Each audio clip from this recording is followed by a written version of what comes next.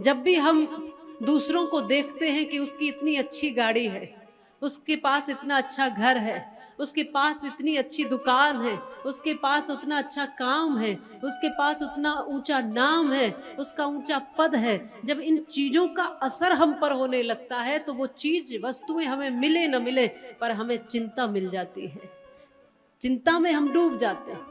इसलिए जब कृष्ण का असर होता है, भक्ति का असर होता है, कृष्ण का असर होने माने सत्य का असर, धर्म का असर, अपने अस्तित्व का असर, जब व्यक्ति अपने आप से परिचित होता है, अपनी आत्म बल के साथ चलता है, तो लोगों का, वस्तुओं का, चीजों का प्रवाह नहीं होता, न प्रभाव होता है। पर जब दूसरों को देख करके वो अपनी मनसा बनाने लगता है, जब माया का प्रभाव होने लगता है, जब वो देखने लगता है कि बाहर जो है वो बहुत बढ़िया है, मीठा है, अच्छा है, ये होना चाहिए, तब वो दुख में घिर जाता है। इसलिए मैं ये नहीं कहती कि कुछ पाना नहीं है, गाड़ी, मकान, पद, नाम, ये पाना, ऐसा नहीं है कि पाना नहीं, पाना सब कुछ है, पर दूसरों को देख करके नहीं, अपने भीतर से जो आवाज आए बस वो प्राप्त करने के लिए निकलिए। दूसरों को देखकर नहीं, हम दूसरों को देखकर चाहते हैं कि उसका बड़ा मकान मेरा होना चाहिए, उसकी बड़ी गाड़ी मेरी होनी चाहिए, उसका बड़ा नाम मेरा हो, नहीं नहीं, आप अपने को पहचानो, अपनी ऊर्जाओं को पहचानो, अपनी शक्तियों को पहचानो और अपने भीतर से सुनो अपनी आवाज को। एक आवाज है जो आपके भीतर है और जो आपको कह रही है कि आपको किस रास्ते पर चलना है, आपको क्या पाना है, आपकी क्या जरूरत है, आपकी क्या क्षमताएं हैं। हर व्यक्ति की एक जैसी क्षमता नहीं होती, हर व्यक्ति एक जैसा प्राप्त करने के लिए इस दुनिया में आता भी और बना भी नहीं होता।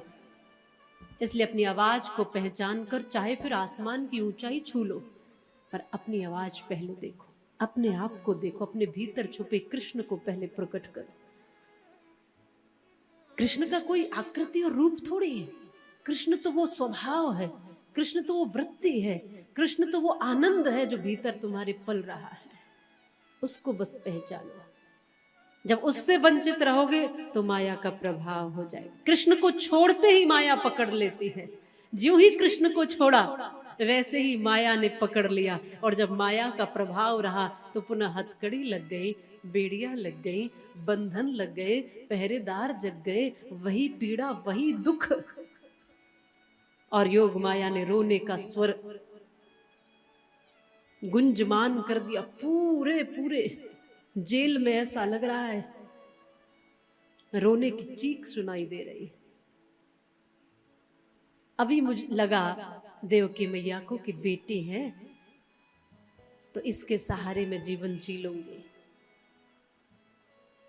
इसको तो कंस नहीं मारेगा, बेटों को मार दिया क्योंकि काल था, ये तो लाली है, इसको कौन सा इससे वैर है, द्वेष है, भैया इसको तो छोड़ देंगे।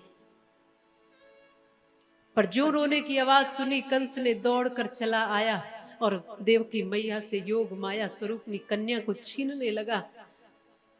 तो मैया देवकी ने कहा कि तुम तो भैया हो, ये तुम्हारी भांजी है, इसने कोई तुम्हारा नुकसान नहीं करना, क्या बिगाड़ेगी, ये छोटी सी लाली है, देखो इसका कितने कोमल कोमल हाथ है, कितना कोमल सा स्वरूप है, कितनी प्यारी है, इसको छोड़ दो भैया, इसको मत मारो, मैं इसके सहारे जी लूंगी, तुमने सारे संतान मेरी मारी, मैंने कुछ नहीं कहा, पर अब तो कम से कम मुझ पर कृपा करो, अब मत मारो।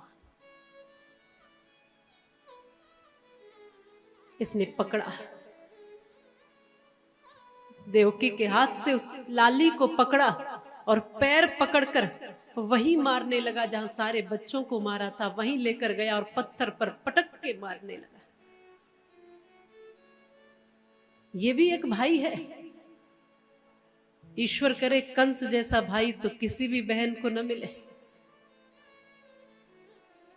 जब भाई ऐसा होगा,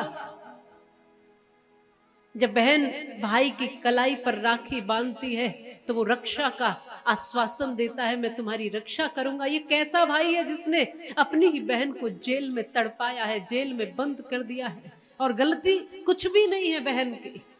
ये कैसा भाई है जिसने अपने बचाव के लिए, जिसको लगता है कि मेरी मृत्यु को मैं टाल दूंगा, इसने अपनी ही बहन की संतानों को मार दिया। ईश्वर करे ऐसा भाई तो किसी को न दे। ये रक्षाबंधन के त्योहार अधूरे रह जाएंगे अगर ऐसे भाई हो गए तो। पर समाज में सब ऐसे नहीं है। कुछ ऐसे भी है जो केवल आश्वासन नहीं देते, हर समय अपनी बहन के साथ खड़े भी होते हैं। कुछ ऐसे भी हैं जो हर हाल में उसके बिना बोले, बहनों की आदत होती है वो ज्यादा कुछ बोलती नहीं है, कुछ बताती नहीं, अपने दर्द अपनी पीड़ाएं छुपा लेती है। वो नहीं कहती कि मेरा भाई परेशान हो, मेरी माँ परेशान हो, मेरे पिता परेशान हो। ससुराल में उनको कोई समस्या भी होती है ना, कोई तकलीफ भी होती है, कोई मुश्किल मुसीबत समय घड़ी भी होती है, तो भी जब तक संभव होता है बहन अपने भाई को परेशान नहीं करती, बताती नहीं है। जब बात सिर से ऊपर हो जाए तो कई बार दुख में फिर कह देती। ऐसे समय में प्रत्येक भाई को खड़े रहना चाहिए बहन के साथ। आज तक किसी ने अपने बच्चे का नाम कंस नहीं रखा, क्योंकि कोई भी अपने बच्चे को ऐसा क्रूर नहीं बनाना चाहता। इतना क्रूर कि सारे बच्चों के साथ इस बच्ची को, इस बेटी को भी पैर पकड़ करके पत्थर से मारना चाहा, पर वो तो देवी है, योग माया हाथ से छूटकर आकाश में अष्टभुजाधारिणी बनकर प्रकट होकर कहती है, अरे भैया तू कंस पापी मुझे क्या मारेगा, तू किसी का नहीं हुआ। मैं भगवती देवी ये भविष्यवाणी करती हूं कि तेरे मारने वाला कहीं प्रकट हो गया है, तेरा काल निश्चित है, तुझे कोई बचा नहीं सकेगा, तेरे पाप का घड़ा भरने वाला है, तू मुझे क्या मारेगा, तेरे मारने वाला पहले से प्रकट हो गया है।